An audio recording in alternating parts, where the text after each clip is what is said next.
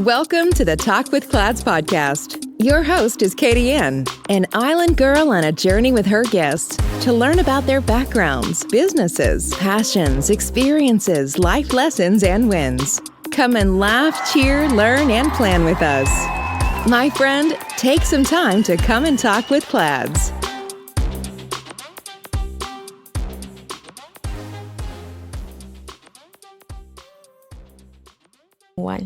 Hello world, welcome to Talk with Clads. My name is Katie Yan and I will be your host for today. We have a special guest joining us via phone. Her name is Cristina Maldonado, and Cristina is an attorney who practices mediation. So Cristina, tell us a little bit about your background and welcome to Talk with Clads. Thanks, Katie Ann, for having me. Sure, I've been an attorney and a mediator for 10 years now. It's my second career. I have a past life as in international development world, working in Central America and labor issues. And then when I came to Florida, I retooled, went back to law school, but I knew that I wanted to go into dispute resolution because before that, I had a master's in conflict resolution from George Mason University. So that was like AA for lawyers. It was a program that was full of people who had been lawyers like 25 years or so and were looking, for a different way. So I knew that was there. And I'm an unusual person in the sense that I've been doing ADR my entire legal career, because a lot of times people come to it as a second career. So that's how I came to it. Okay, so tell us a little bit about the field of conflict resolution. It's pretty wide. In terms of mediation. Oh, in terms of mediation, sure. The roots of mediation, in the courts at least, they go back to, I think it's 1976. There's a famous conference called the Pound Conference, which I think still takes place today. But there was a guy whose name was Frank Sanders, who was a professor at Harvard University, and he gave this very famous talk called the multi-door courthouse, which the idea was that, well, there's lots of ways to get into court if you have a problem. But at that point in time, really, the trial was like the common way to get out. You really did have to go to trial. And so he sort of posited this idea that you could resolve your disputes in all different kinds of ways, and it kind of opened the world. At that point, they called it ADR, but maybe the A is sort of a misnomer, because these days you're almost like depending on the area, you're between 80 and 90 something percent more likely to settle, and your probability of ending up in trial is substantially lower. So it's really the norm at this point in time. To settle before going to trial? Yes. Okay. Yes.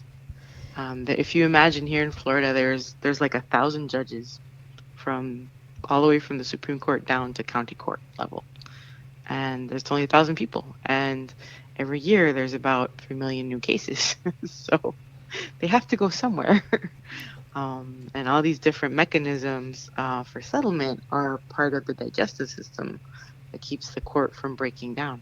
Okay.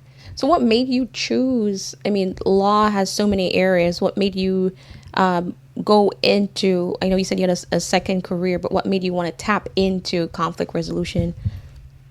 I love the field. I don't think I ever thought about going to grad school. Law school for me was not like a long-term plan that I grew up wanting to do. It sort of happened as the result of relocation.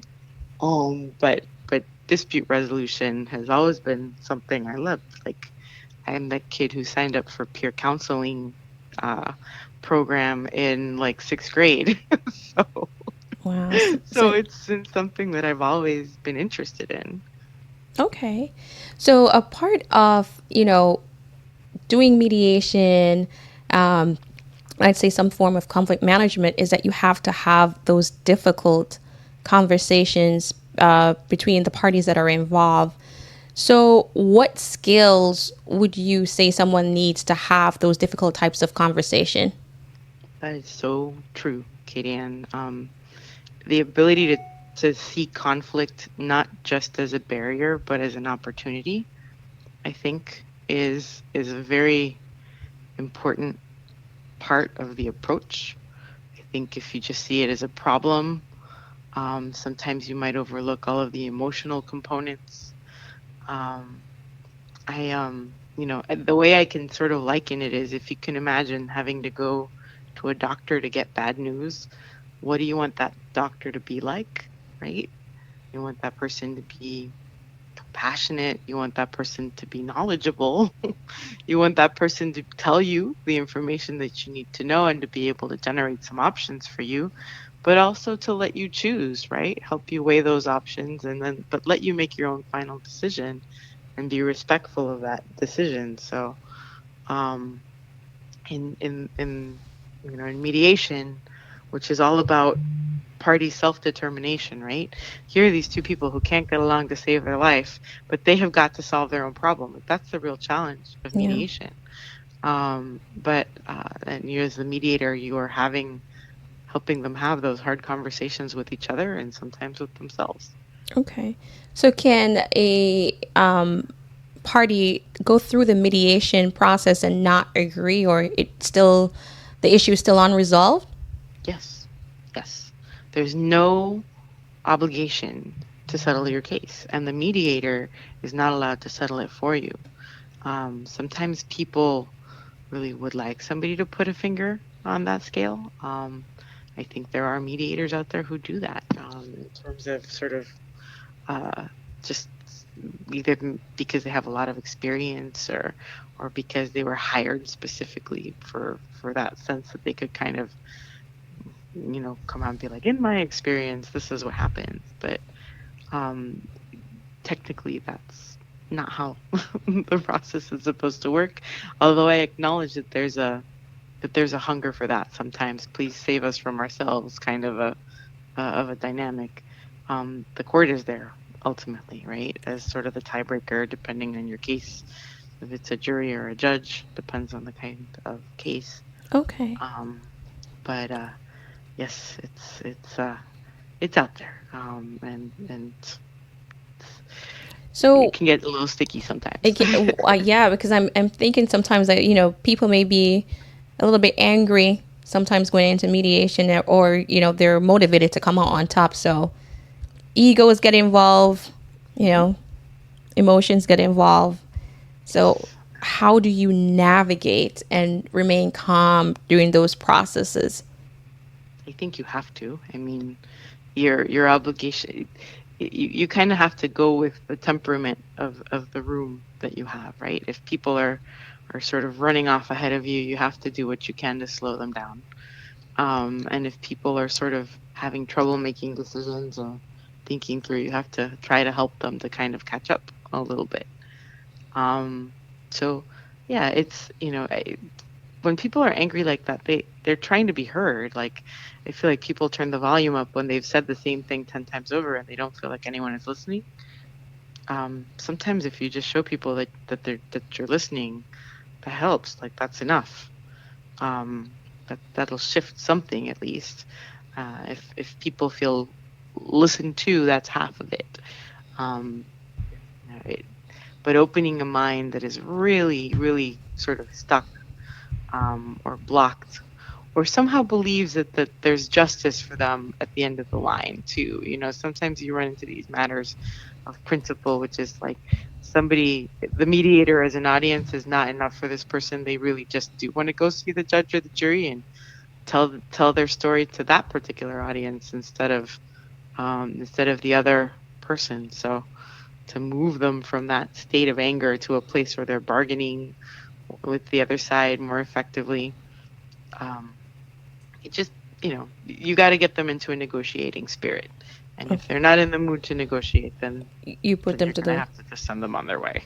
Okay. So then will a court send someone back who they go, okay, this is something you've been through mediation, it's not working, and now they've gone to court. Will the court send them back to a mediator, or does it just the final resolve is the court if it was initially sent to the courts? Well, if it's settled, if the case settled, then the court just sort of signs off on the agreement as long as there's nothing objectionable about it. They just sort of like, well, good job. You did it yourselves and you didn't need us, right? We're just going to make it official. And there's something to be said for that, right? Mediated agreements are followed more often, um, on the whole, than agreements than orders that are imposed. Like, if people don't like the result, they're going to turn around, they're going to appeal. It's going to be very hard to enforce, but a mediation agreement that got created is very durable. And so, but if not, the only thing the court gets from that mediation, they don't get a report or anything like that. They just get a little one piece of paper that says they came, they mediated, there wasn't any agreement. And so everybody has to kind of go in front of the court and start from scratch, and they have to present everything with a lot more formality. And so people don't have that sort of same freedom to just sort of speak and think out loud that they have in mediation. Because usually, if you have a lawyer, you're sitting next to your lawyer, and if you're the person in litigation, you're like a kid. It's like don't speak unless you're spoken to, and make sure you don't say anything that harms your case. So the others, it comes across as lying or self-serving sometimes, right? Because the other side is trying to bust you on something you're Yeah. saying, and all those aspects can be very complicated. And then, in terms of the results at trial, usually there's 3 possible outcomes, and 2 out of the 3 are disappointing. One is that you win, which is great. You walk out like Rocky, with your fists up in the air. But the other one is you only do okay. Like, yeah, right. They give you something, but it's not enough to make you whole, and it doesn't taste. It's like not having enough for lunch. You're hungry. You're hungry by the time tea time comes around. And then or you lose and you get hosed. You're stuck. No one So, wants to be hosed. but everyone overestimates their chances on the whole if they're the litigant. So it's hard to kind of put that up against the reality of how things could go. Okay. So what motivates you? Because this is conflict, right? You're in continuous conflict day to day, trying to negotiate for the different parties involved. How do you stay motivated, and what motivates you so that you don't take it home, or you still have the passion for what you do? I really like doing this for a living. I genuinely do. It's a little vulture-y some days, to kind of be there, like, dealing with all of people's problems, but I feel like I can really give them a hand. So it's a very nice and rewarding feeling to help people settle their cases, um, and just get them to look at it with fresh eyes and give it a try. And give it a try. Imagine for a minute how it could be different if this was solved and if you did it yourself, right? Just if you can get people to hold on to that, or to kind of feel like they're done with it. It's such an opportunity to be finished and know exactly what's going to happen. Because if they impasse at mediation, if they leave with no agreement, they walk out the door, they might be really feisty about it if they're sort of like, yeah, I'm going to go get that other person in court. But it's going to take a lot of money to get there. There's no guarantee that end result is going to be any better. Sometimes it is. I'm not a person. I think when I started, Katie, and I thought like everything could be solved, and now I just don't think I think that not only can not everything be solved, but there are things that shouldn't be negotiated away, because making case law is important, and righting certain wrongs is definitely in the public eye, has its value and its place. But for most disputes that people are dealing with, the peace of mind, even if you had to give a little to get there, of knowing exactly what's going to happen, is valuable. There's something to that, even if you quote unquote lose, or / you're the one having to pay some kind of money. At least you helped shape the terms, and could make some accommodations in some instances, and then you hold up your end of the deal, hopefully, right? Because Yeah. that's what contracts are about. And a settlement agreement is a contract. And so you actually follow through. So, what skill sets do you think that a good or a mediator needs to have, or I should say, top three skills to be Sure, successful in his or her role? sure. I think you need to have a lot of patience. That's, I know that's kind of, you know, sort of a soft skill, quote unquote, right? In terms of a good ability to kind of face the whole array of emotions that people experience. Um, I'm having trouble keeping this to three. The ability to write, to write clear agreements and things of that sort, and to kind of have the legal vocabulary if you're mediating in legal world, to have the legal vocabulary and knowledge to help people formulate solutions. If it's a more complicated type of case, some cases are just looking for a number, but other cases have a lot more complicated terminology. And so they need somebody who's specialized in those cases sometimes. Um, and here in Florida, you actually have to go through training. So you have to go through the whole. Well, it's not required. Let me be clear. It's not required, but it is an opportunity that's out there. And there's around between 5,000 and 6,000 people in the state who are certified in different ways to mediate for the courts. Okay. And what type of parties are typically involved in the mediation? Is it typically a business, personal, both? All kinds, really. I mean, I think one of the more common ways that people are likely to end up in mediation might have to do with a divorce, a paternity case, or some kind of small claims, either a credit card case or a insurance claim gone wrong that has to be sent to court to try to get something out of the insurance if you don't agree with what came up then. But basically in Florida, there's sort of a mandate that workman's comp doesn't get mediated formally always. Sometimes it does, not always. Stuff like that. But larger scale business cases also go to mediation. It's built into the system. You get at least one bite at the apple if you're in court.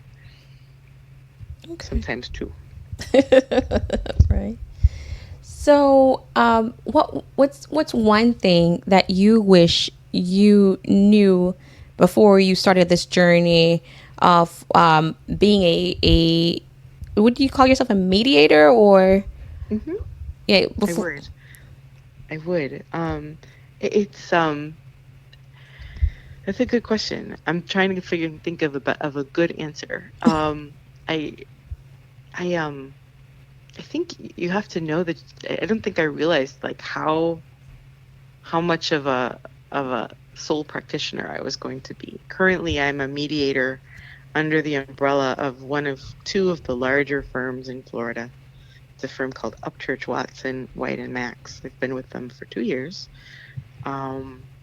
and it's you're always out there reaching out for business. You really most of these things settle and then they move on. So it's not exactly a repeat customer kind of a base, although you do sort of generate connections with attorneys who are like the recurring characters of the soap opera. You see them often over the years, even if you see one person once, maybe some person a few times, and other people more frequently, depending on how it turns out. So it's a lot of business development. You spend a lot of time marketing, which doesn't seem to be built into the concept, but yeah but it's necessary. It's just part of the gig. yeah like you wouldn't think of business development when you think of mediation, Yep, right? it's an eat what you kill business in that department. Oh wow. So how long does a mediation like how long does the process itself typically take? It depends on how complicated the dispute can be. Um, you know, but and honestly, like people fight. Sometimes I've seen people fight just as hard over $500 and $500,000. Like really, it's the same pattern. Um, but because of the money involved in that $500, you're probably only going to get about an hour or two to, to work on that one at all. And on the $500,000 one, they might only have set a pot, they could have set aside, let's just say, anywhere between 4 hours, 8 hours. There's, there's not sort of an infinite amount of time that you get to work on the cases. I've heard of bigger cases going much, much longer, but most of the time you're done in a day or even a half day, depending on what you're working on. So with COVID, COVID has kind of turned everything upside down. And so I'm sure it has affected mediation. And now we've gone to doing a lot of things virtually. Mm-hmm. So how do you handle that process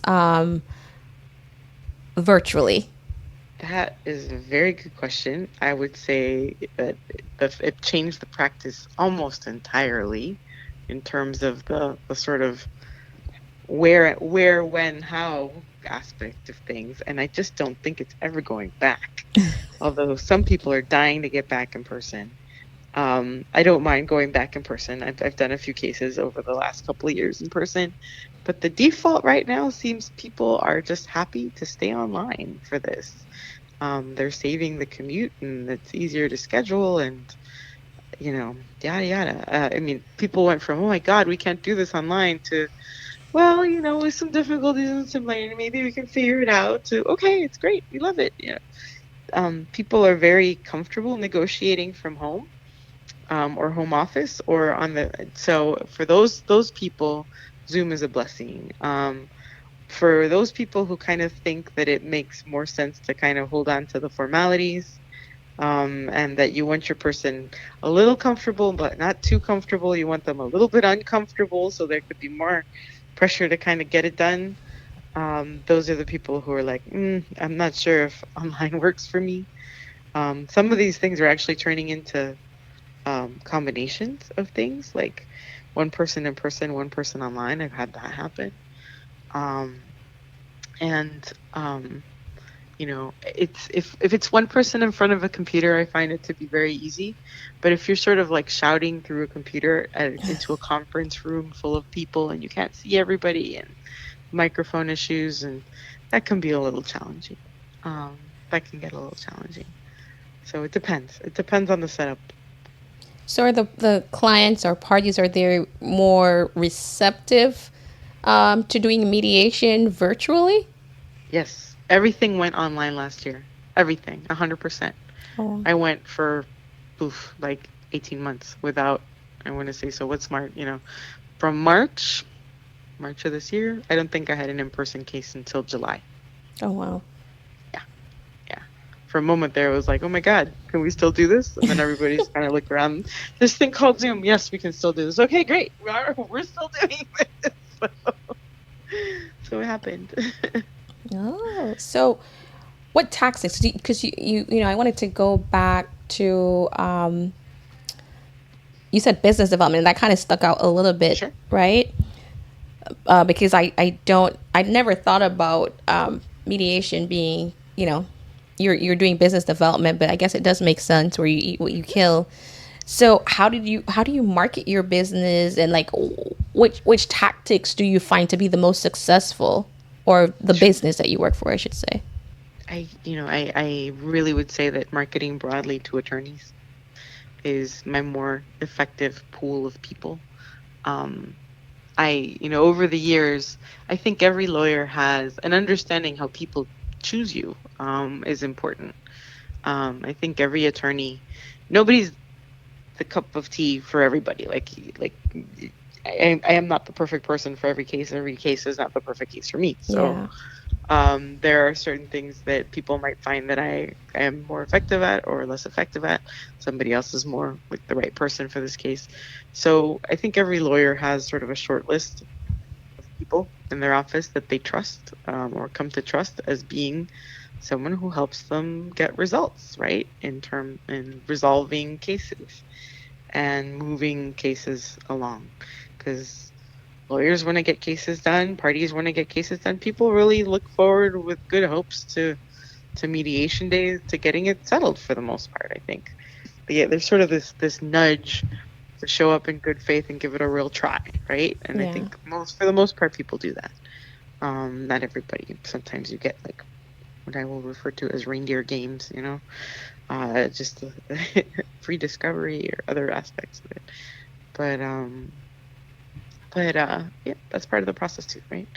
Um, so yeah, just reaching out to attorneys or people who could um, need a mediator at some point in time. Yeah. And So you're so, you're wearing multiple hats. yes, if you do all different kinds, then yes, you end up sort of in different pools of people at different times. Yeah, I do find the field to be very interesting because I just personally, a lot of people are afraid of conflict, right? So you have people that they will run right into it, and then you have some that avoid it and pretend like it doesn't, like, oh, no, no. Like conflict, they hear the word conflict and they cringe. Yes. And then you have those who just ignore it and pretend like it will go away. But Yes. I I believe think that, we all do all of those things at different moments, right? They're all kind of different strategies and approaches to it. Like, so do you think it's more situational, like what's going on, what situation you're placed in that you adapt, or Yeah. you become, oh, very good, very, very interesting. And But yet I think you're right that there's like you're, a tendency that people have, like from it's probably early on, how you felt about it as a kid is how you operate later in life. yeah, I think my mom was very strong. So for myself and my sister, I don't think we run away from conflict, but that's just No, probably something that's just inbred, if that's the perfect word or the good word, the there's a good word. toughness there.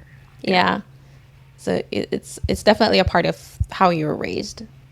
Yep. Because I've, if for someone who does not or believe that you can have healthy conflicts at time, when you are faced with someone that typically runs away from it can be very frustrating. Yes. Come back here. Let's finish this. Yes. Well, that's the beauty of productive conflict, is that it ends it, right? If you're capable of doing that and having a good productive discussion, argument, whatever, it can end the whole thing. It can end it terribly or it can end it well, but it ends it. It ends So it. But if you are taught just to ignore it, then it just mm, goes on on and on. unresolved. It just festers and Yeah. festers. So how is mediation different than arbitration? Mediation is quite different than arbitration. Arbitration, everybody in the US, I think, if you've ever clicked to buy something or bought an electronic or something like that, you've already signed like zillions of arbitration agreements in your life. You just never had to go to them for the most part. A lot of times when people sign like HR manuals and stuff like that, for some of the bigger companies, you're signing agreements to arbitrate. It's a big part of consumer law out there, and it's kind of like private judging, if you will. There's either one person or a panel of three. They're called arbiters, who are going to hear evidence in a format structured basically like a trial, as if it was an elected judge, except that it's a person who's selected and being paid for by the people in the litigation, in the arbitration rather. And so that person has the power to decide that case. And they might issue findings or they might just decide the case and not tell anybody why, depending on the kind of arbitration that you wanted. There's also binding and non-binding arbitration. And non-binding has its uses, because if people don't go by the non-binding recommendation and choose to try it and then do worse, then there's kind of like there's teeth to that. There's a penalty for that. But binding arbitration, it's like, okay, that's what the arbiter said, and that's what's going to happen, and there's very little you can do about those outcomes. They are set in stone. So, talking about finality, arbitration. Yeah. And then with mediation, there's not that finality as it would in arbitration. A mediation can end with finality if the parties agree, right? If there's an agreement, it's pretty much done, right? And you can have like partial agreements too, but an arbiter isn't responsible for deciding the whole thing. Basically, you can file in court, and if there's an arbitration clause in that contract, they're going to remove you to arbitration. You're going to get basically kicked out of court and sent to arbitration because contractually you've agreed to it. Arbitration is a creature of contract. Okay. Somewhere in there, even if you didn't sign anything, you clicked on something and they said, if you want this, you have to agree that we're gonna arbitrate under these rules and in this place and in this manner. So somewhere in there is that clause. And Okay. That's what defines the process. Okay. All right. So, you're I like to say the negotiator, the mediator that's kind of leading the process. What has been your greatest fear as a mediator, and how do you manage that fear? Greatest fear. I am not prone to being scared of what happens in there. I am even people get a little rowdy sometimes, but I think if you're like a good referee, like if you watch any kind of sport, if you have a referee who doesn't kind of call out the fouls early on and sort of make that process a clean one, then it becomes a dirty game, right? So you have to have, I think, a certain good level of control. I don't really fear losing it because at this point I think like it's like control without being controlling, right? You're not controlling the outcome, you're controlling the process, and the parties are controlling the outcome. So it's very collaborative that way. And so for mediation, not a lot. Not a lot of concerns. I think at the beginning, just establishing a reputation and building a practice, doing that aspect of things. Okay, so building a reputation as a mediator, or just for the practice? As a mediator and the practice as well. It's when people, I think there are more people who would like to do this than who get to do it, if that makes sense. Okay. All right. Yeah,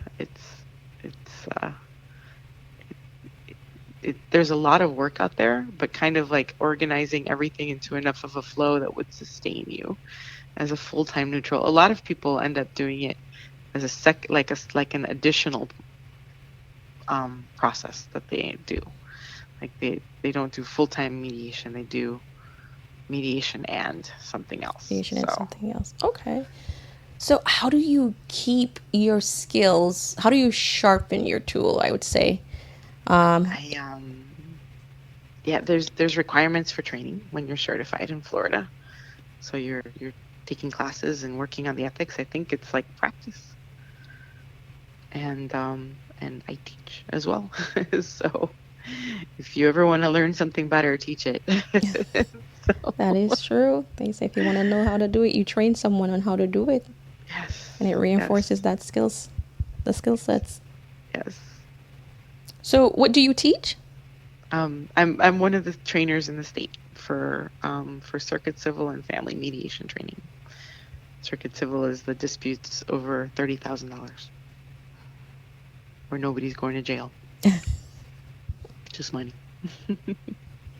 Well, in mediation, for mediation, it's not criminal, right? It's only business and personal.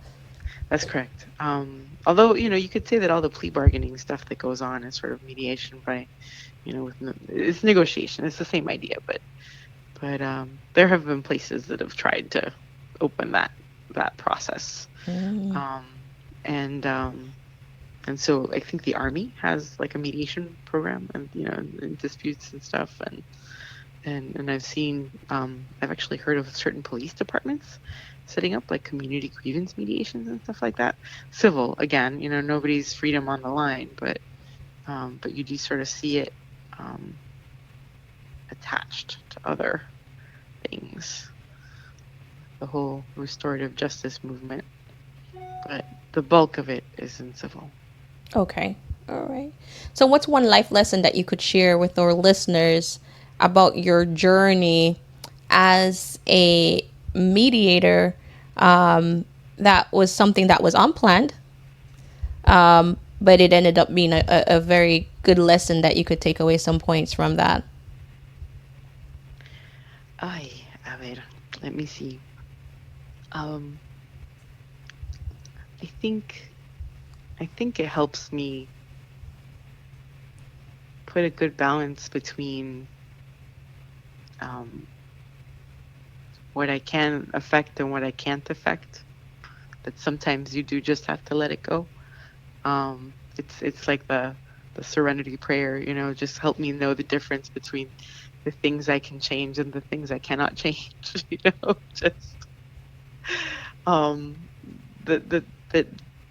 that it takes wisdom to kind of know the difference and clarity about that, and that's not always obvious right away, I think. I am and the other thing is that a lot of times we're taught to problem solve, right? Find what's wrong with it and fix it. And one of the things I think that mediation has taught me is to find what's working and build on it. Find what's working and build on it. Yeah, that's a very practical way to approach mediation. CLAD's Resources and Consulting values its customers. Our planner Footsteps to My Vision is a 13-month planner that can be used for 5 years. It walks you through SMART goals, SWOT analysis, action planning, and holds you accountable through 3 monthly check-ins. We work only with top quality materials, innovative designs, and verified suppliers, which are guaranteed to deliver to our high expectations, because when it comes to our customer satisfaction, there's no room for compromise. Made with high-quality PU leather and paper planner helps you focus on achieving your goals by giving you a sense of personal and professional satisfaction. Some of the amazing features of this product: Vision Board Planner, luxury pen, 8GB USB flash drive, wireless mouse, ultra-elegant packaging box, available in 5 stunning colors: black, red, gold, pink, navy blue. Material: PU leather. 13-month planner. Elastic band for easy handling.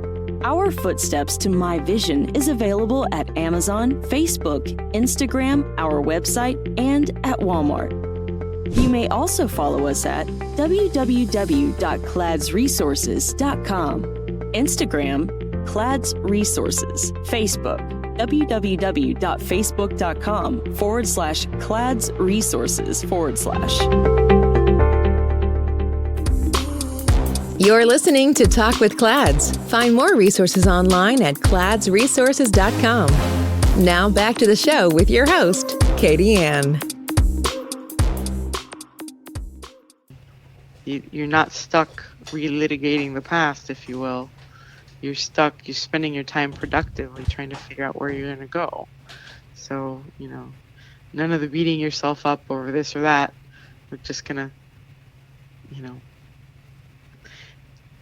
just stop keep pointing fingers at each other, hold up the mirror at ourselves, and try to move on. That's actually really good advice, and really we can do that in all areas of our lives. You asked for a life lesson. That's the best one I can think of. Actually, one of the, I feel like mediators, you're sort of stuck with a lot of very corny lines in this world, but they're not any less true. There's the one lady who taught me. She used to work at the Palm Beach County Courthouse. Her name was Laverne Mosley, and she probably mediated 25,000 cases. She was there until she retired. She was a non-attorney mediator, and she was just really really, really gifted. And her line was always like, you got to look at it through the windshield and not in the rearview mirror. Oh, that's a And good I one. always, I learned that lesson early, and I've tried to carry it on and share it. Oh, that's really a good one. And so speaking about her, Mhm. what three or who are the three people who have been the most influential to you along your career path? Hmm. Um, I had the benefit of landing in a place where I got to practice with a lot of people at the beginning, because I was part of the department at the courthouse in Palm Beach County when I first started. And I think of it as like a clerkship, you know. Um, I learned so much from all the people who were there, and there were so many cases. I just got to just try stuff and see if it worked or didn't work, and you know, you know, learn from those experiences and have somebody right there to ask if I had my questions. So that was a very special experience for me, at least. And Bill Moreno was the director then, and um, um, and Laverne worked there as well. There was a whole department of people there who Lourdes Castillo, actually, who mediates out in Bellevue right now, still with the department. And Danny Hoffling, who's the director right now. I just learned a lot from all of the people who were in there doing that at that point in time. And the different trainers that I went through all kind of left their stamp on me. Were several people along the way. Perry Itkin and Eleanor Robbins, Susan Dubo, David Wolfenson. Um, Several retired at this point. Yeah. but But so, what are some of the things that you learned from them? I heard from Laverne. Well, you heard Laverne's windshield explanation. There's a set of ethical rules that govern court-ordered mediation, and it's think Florida actually is one of the states in the U.S. that has very good mediator training. Like, we are a model nationwide as far as what we offer. And the professional rules and the ethical rules are a really important part of that. They've been around since sort of the mid-90s, and it's really helpful to have that guidance, because when you're practicing, there's always gray kinds of situations, like the example that we were talking about earlier about, do you give advice or do you give an opinion? And the rules say no, right? So there's a lot of bright lines there that you can kind of do that, but that doesn't mean that people don't turn around and ask you, like, so what would you do if Yeah. this is your case, right? Or you're sitting there going, you're neutral, and people will be like, well, you're a woman, so you're going to agree with me, right? Or so you're this, or people always kind of will try to sort of put an arm around you, or everybody wants you on their side, right? Right. And so you have to make people feel supported, but without losing your spot, your neutrality and your impartiality.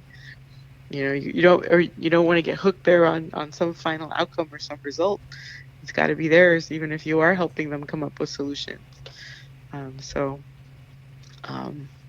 It's how to do things ethically, Right. even in a complicated situation. Right. Ethically in a complicated situation. Yeah. Right. And if we mediation 101 for the workplace. Right?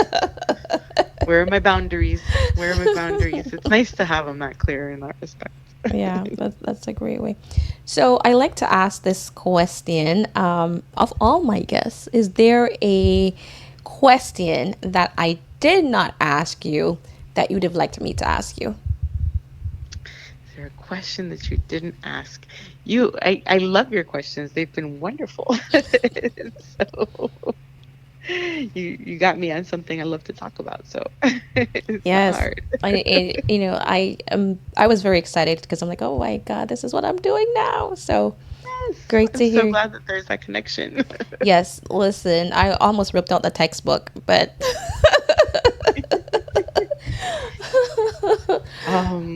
I'm a book nerd, so I'll go with books. How about that? Yeah. Any good books on the subject? Yeah. I there's a couple of how about you? Like, just out of curiosity, what are you reading in conflict resolution world that you're enjoying at the moment? So for the most part, we're focusing on handling difficult conversations Mm-hmm. right now. Like, it's not called the art of difficult conversations. It's probably literally just called difficult conversations. It's a lot of books, Chris. I was very surprised at the number of books that we have to read within one semester. It was a little bit overwhelming, I would say, A when the book book a week, which is how when you the gonna do book that? yeah, when the books start coming in. But the one that I feel like I use the most, or get the most from, is having those difficult conversations, being able to identify the type of conversation that you're having, and because once you can identify the type of conversation that you're having, then you know how to navigate it. Yes. So Yes. so that's been by far my favorite so far. That and that's just because I'm like, okay, in my day to day at work, I'm using it in any conversation can be a difficult conversation. Yes. And so to hear, like, you're on that path where you're having those types of conversations, and mediation, oh my God, feelings are involved. I've been through mediation. I know my feelings were heavily involved, and the person that did it was very patient, and she made you feel like, she was listening to you regardless of what she felt, and she did it for both sides. So I'm like, I've gone through it. I respect it. I'm doing it right now with work and personal Yes. life. Yes. And so it's very an interesting topic, and one that I was excited to have you come and discuss. That's The amazing. art of mediation. That's amazing. I'm a lot of people come to it from an experience with the process and go, wow, that's really powerful. What a powerful process, right? It's I'm not sure people feel the same way about arbitration. In the sense that it's seen sometimes as being like one-sided. Yeah. It's viewed as sort of benefiting the larger entity. But in mediation, even if the power is imbalanced or the feelings are hot, you can do it yourself, right? You can Right. But have how do you say. handle, like, on a global scale? Because that's Hmm. one part that I want to understand a little bit more is mediation, or the art of mediation, is a lot of it is negotiation. How does that, have you ever had to do that on a global scale? On a global scale, I've been mediating mostly in the context of the Florida court system. So, um, I think I came out of grad school in Washington, D.C. So, graduating, I didn't know I was going to end up doing this. I, you know, I thought I would probably end up doing sort of international conflict resolution work, frankly. That's what I thought I was going to grad school for. Um, when because that's what I used to do. And then I sort of came down to be closer to family and got married and reproduced and sort of, reevaluated things. Life So happened. life happened, yes. So it's still a little bit of a contrast, the past life and the present life in that respect. But I mean, um, I actually, with your sister, we should clarify. I went to law school with your sister. This is how we know each other. Yes. And the two of us have kids about the same age. Same Um, age. I can't believe yes. he's so big. My son loves your son too, your older one. So, so the two of us sort of had that interest in all the international stuff, and we ended up in New York, sort of following the United Nations Yes, at I one forgot point that in she time. wanted to do international business. That's how we got to know each other better, because we were both in that program. Um, and yeah, I thought that I was going to end up doing that kind of work at one point in time, but it's sort of a narrow little window globally. and you have to be willing to uproot your life all the time. And that's actually how I grew up. And so I think I sort of looked at one point when it sort of was like this or that, I was like, well, I think I'm gonna stay closer to family instead. So I kind of, left that and still doing it on a smaller scale. Doing it. So do you get a little twinge like, oh, I wonder if? Some days I'm like a big news nerd and stuff like that. So I like following all of that. Maybe one day. But I don't. It's hard to kind of just jump in, and without any kind of context. And in my case now, I think the context is the legal system. Actually, weirdly enough, I had like one contact before with ADR, with dispute resolution, because I worked in projects in Central America, and one of the pieces had to do with ADR in Guatemala and labor related issues. And in that place and space, people always just wanted to go to the judge because they felt that anything in mediation was just going to let them they were just going to be bargaining away what they were entitled to. That was the perception, was that it was like, this is something that we don't want to do, because if we go to the judge, we'll get justice. And if we go here, we're just going to end up giving something up because we're outgunned.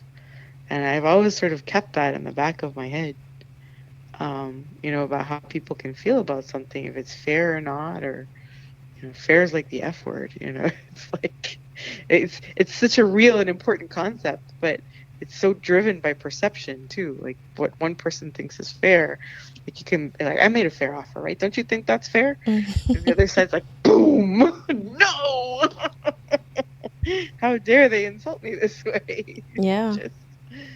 It's really perception driven. That it is. I mean, yeah. And that's based on my experience, not on a global scale though. I think, but on a global scale, I would think that's it. It's more magnified. Yes. Because and on a global scale, there's no judge or jury at the end of the line. Like there might be, maybe, but most of the time it's like, what, an election? Just some kind of giant expression of popular will. And hard to, yeah. Once you get past the court system, there's not that many of those lines. Oh, well, it has been an absolute pleasure Likewise. speaking with you. I'm so excited that you came on. I know we've been kind of missing each other on this podcast, so I was so happy to connect, and thank you for being so flexible and just saying, hey, I can do it via phone. Same, Katie Ann. It's a pleasure, and I'm really excited for you with your podcast. This is just it's such a commitment and an accomplishment, and congratulations for doing this. Oh, how cool. Thank you. I absolutely love it. I love just having our listeners learn different topics and walk with everyone through their journey, because sometimes your journey helps to inspire someone else's journey, awesome. or take away any type of hesitation, or it's not that bad. You may, sometimes we talk ourselves out of stuff, and so to listen to someone who is an expert in their field, or someone who's an entrepreneur, then it's like, oh, okay, so I'm not the only one that think about this. I'm not the only one that's going through this, and so if the podcast can be a tool for that, I'm happy to do it. That's one thing I'm passionate about. Love it. Well, thank you for joining us, and everyone, thank you for taking some time to talk with Clads. Bye, guys. Thanks for listening. Find us on social media at Clads Resources and online at www.cladsresources.com. Our planner, Footsteps to My Vision, is also located on our website or on Facebook, Instagram, or Amazon. Don't forget to like, subscribe, and share, and check back weekly for new episodes. Until next time, keep creating your footpath to your vision.